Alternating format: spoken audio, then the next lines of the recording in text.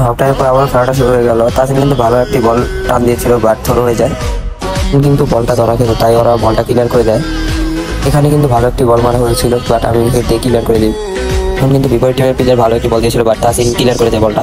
বারবার তারা আমাদের বারের দিকে মারছে, কিন্তু বাট আমি বলগুলো ক্লিয়ার করে দিচ্ছি। এখন কিন্তু আমি হেড দিয়ে বলটা ক্লিয়ার করতে সরি, বাট ওই টিমের প্লেয়ার আমার মাথায় লাথি মেরে বসে, যার কারণে আমরা একটা ফাউল পেয়ে যাই। বলটা পেয়ে আমি তাসিনকে আবারও বলি বলটা বারে চালাতে।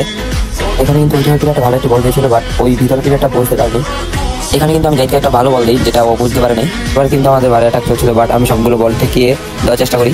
এখন কিন্তু মিডুল একটি ভালো বল থ্রো করে, বাট জাহিদ বলটা রাখতে পারেনি, হেড দিয়ে দেয়। এখন কিন্তু মিডুল একটি ভালো বল ক্লিয়ার করে হেড দিয়ে। এখন কিন্তু জাহিদ ভালো একটি বল নিয়ে মিডুলকে দেওয়ার চেষ্টা করে, বাট মিডুল পড়ে যাওয়ার কারণে বলটি রাখতে পারেনি। এখানে কিন্তু বিপরীত টিমটা ইঞ্জুরি হয়ে যায়, যার কারণে তার লিগামেন্ট ছিঁড়ার সম্ভাবনা হয়ে যায়, তাই ওকে চেঞ্জ করাই দেওয়া হয়।